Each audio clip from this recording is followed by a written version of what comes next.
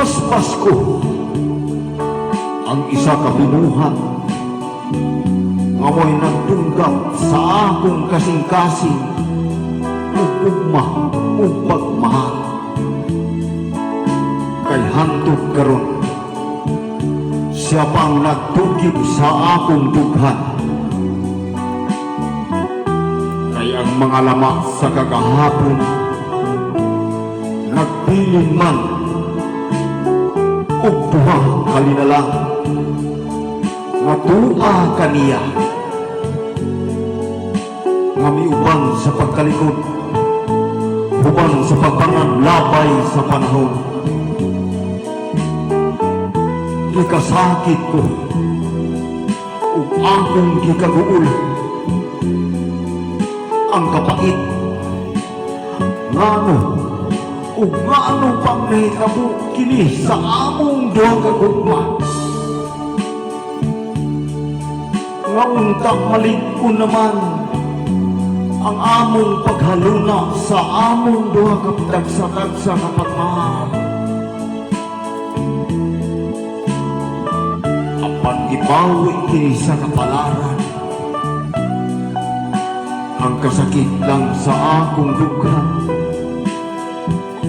Kay dunay duha ka akong itsikiti nga nagpakabuhi naghimugso niining kalibutan. Apan bisan unsaon ko wala gyud ako'y mahimo, kay siya lamang ang nagbuot nga katulamang ang iyang mabuha aron ligayan ang akong ugma alang kaniya. Bisan unsaon ko paghat sa kalangitan ug nagluhod-luhod pa ako. Apan wa na ako'y mahimo, kay ang mga pagmahal gilumutan naman sa mga katuigan